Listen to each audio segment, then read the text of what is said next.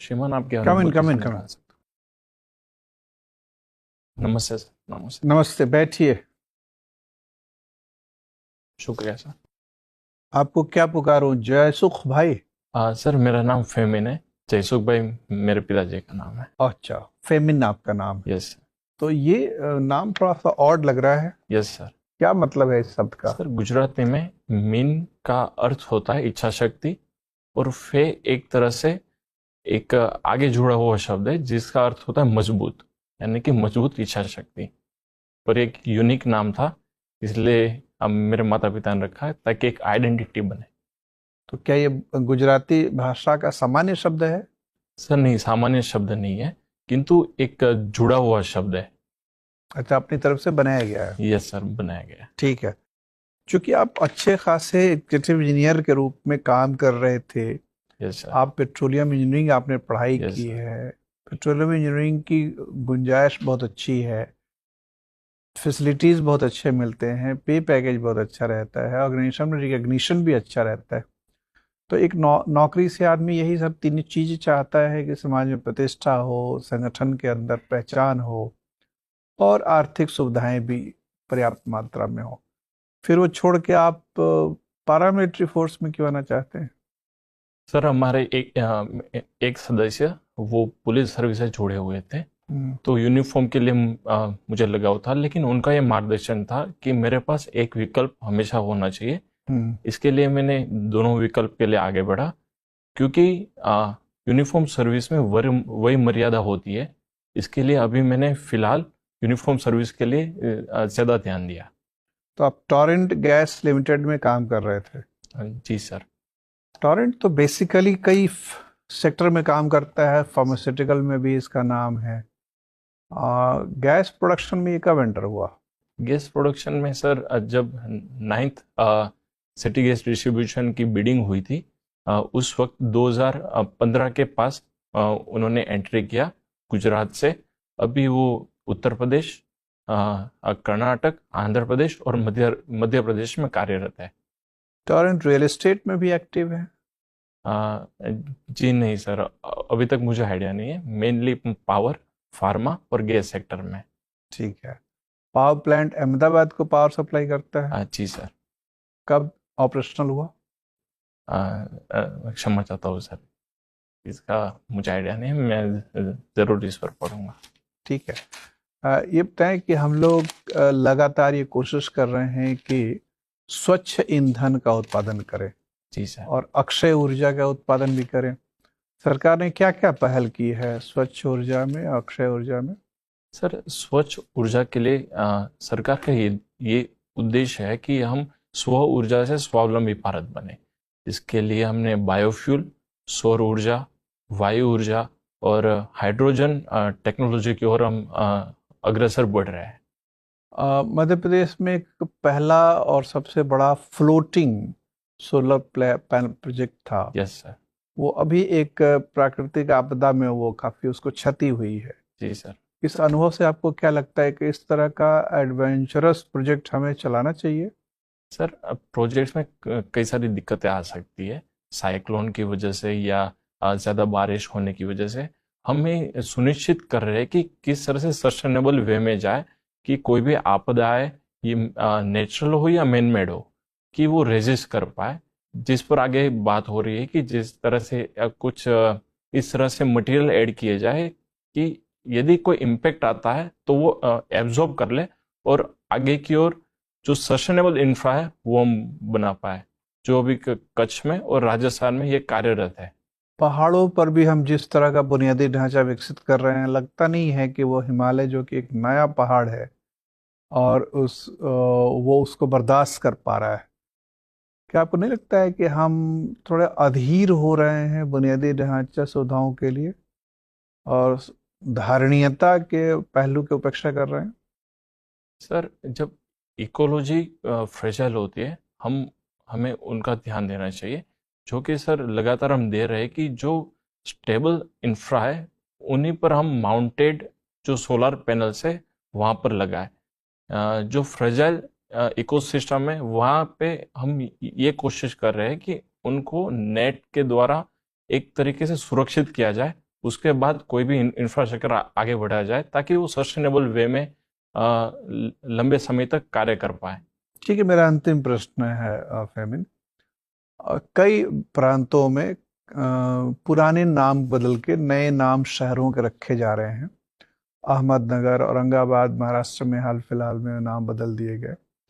आपको नहीं लगता कि अहमदाबाद का नाम भी बदलना चाहिए?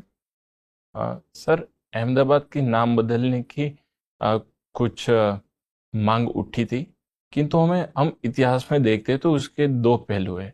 जो इससे पहले जो नाम था वो नाम काफी एक छोटा शहर था।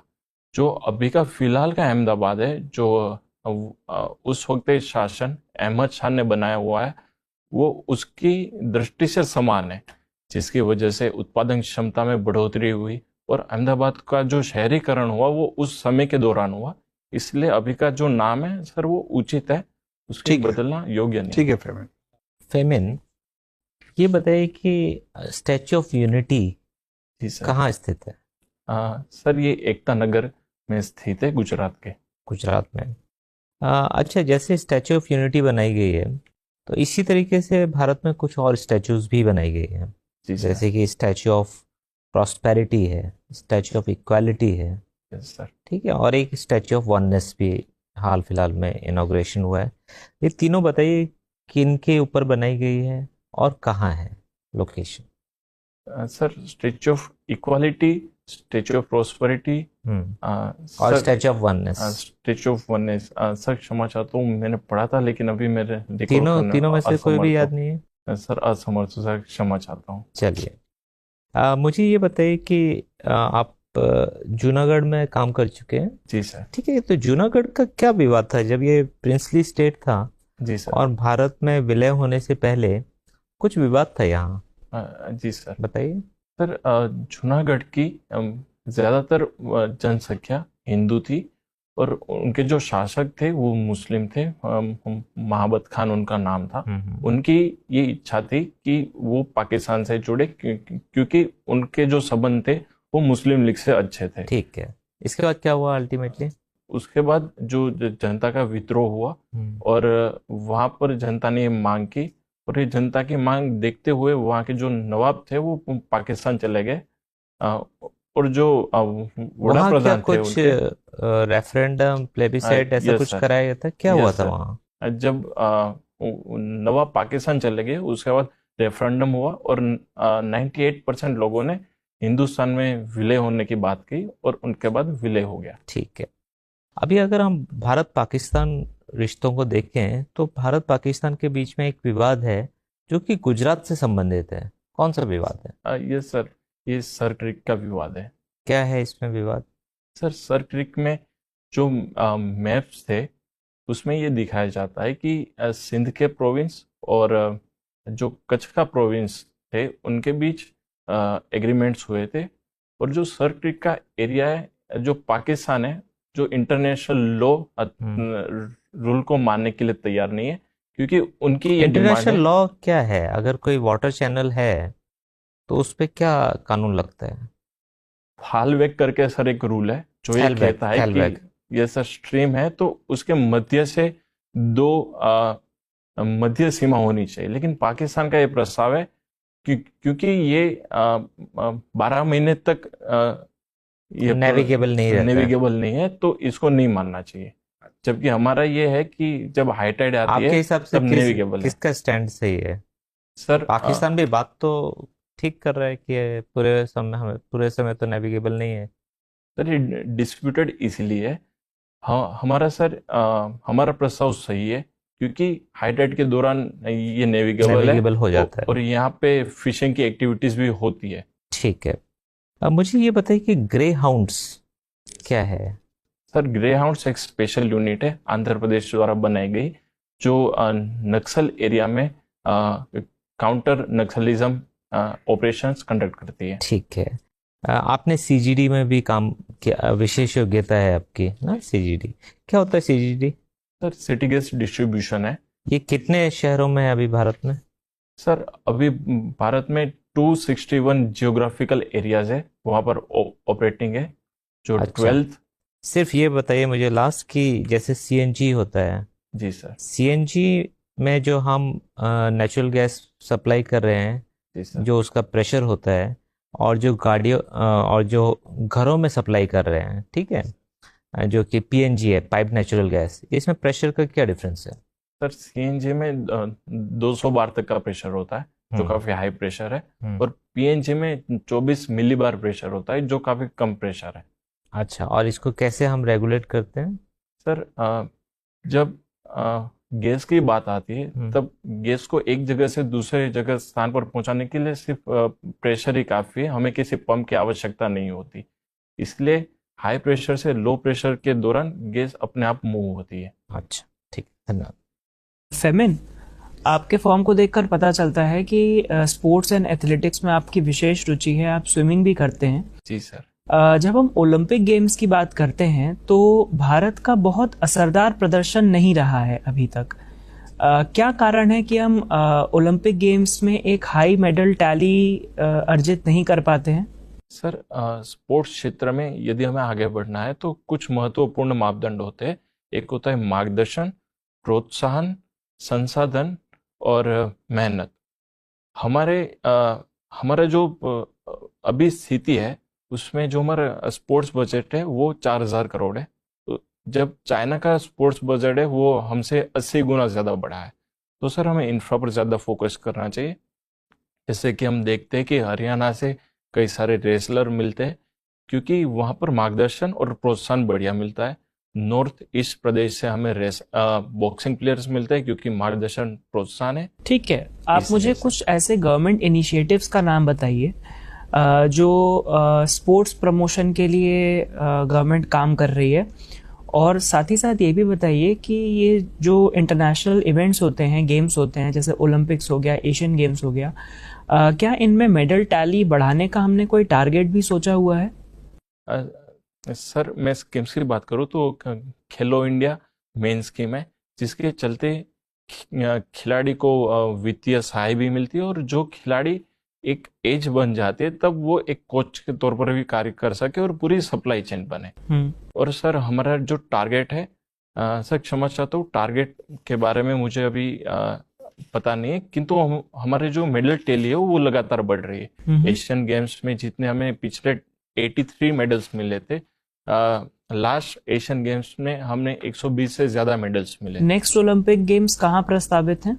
सर 2024 के इस साल का ओलंपिक पेरिस में। ठीक है।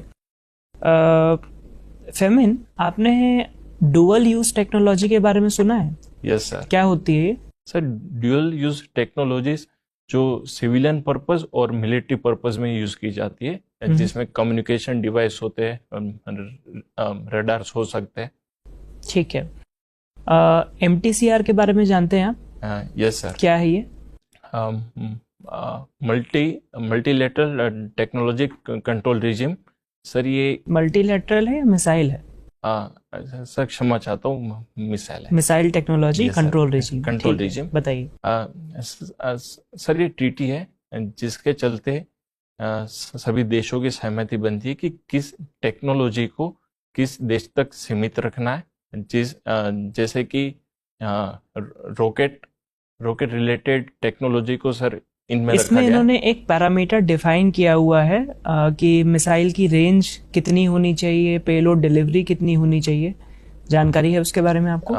ये सर जो हमारी ब्रह्मोस मिसाइल थी, उनकी सर लिमिट पहले रखी गई थी 300 किलोमीटर तक। जब हम इनका हिस्सा नहीं थे, उस वक्त हम इससे अतिरिक्त प्रावधान नहीं बना सकते थे, लेकिन अब हम जो हिस्सा हो गए, इसलिए हमने इनकी रेंज बढ़ाकर कब ज्वाइन किया इंडिया ने MTCR? सर हमने इनको 2018 में ज्वाइन किया है। श्योर हैं आप 2018 के बारे में? सर क्षमा चाहता हूँ, यदि नहीं होगा तो मैं फिर से एक बार पढ़ूंगा 2018 के बारे में। मेरा अंतिम प्रश्न आपसे, भारत ने अभी हाल ही में मिसाइल टेक्नोलॉजी के क्षेत्र में एक बहुत इम्पॉर्टेंट परीक्षण किया है, जिसका संबंध दिव्यास्त्र नाम की एक मिसाइल से है। सर। क्या खासियत है इस मिसाइल की? सर इसकी खासियत ये है कि ये मल्टीपल वॉरहेड ले जा सकता है, और साथ ही में मल्टीपल टारगेट को अचीव कर सकता है। इसलिए इनको multiple independently re entry vehicle कहा जाता है। ठीक है, शुक्रिया। आप सूरत से के रहने वाले हैं और मैं देख रहा था आपका पता बॉम्बे मार्केट के पास है। Yes sir. बॉम्बे मार्केट कपड़ों का बहुत बड़ा मार्केट है, आपको पता ही है। Yes sir. और सूरत कपड़ों का कारखाना बढ़ा है परंपरागत तौर पर, लेकिन इधर अब कपड़ा उद्योग नाना प्रकार के समस्याओं से जूझ रहा है। क्या बता सकते हैं क्या क्या समस्याएं हैं अभी? सर मुख्य दो समस्या है। एक समस्या है न्यू टेक्नोलॉजी की आवश्यकता है, जो अभी ओल्ड टेक्नोलॉजी लूम्स चल रहे हैं उनको शिफ्ट करने की आवश्यकता है। और सर दूसरी समस्या ये है कि स्केलिंग के तौर पर ये जो छोटे छोटे यूनिट्स हैं इनको इंटीग्रेट करने की आवश्यकता है। और पूरी सप्लाई चेन को एक जगह पर यदि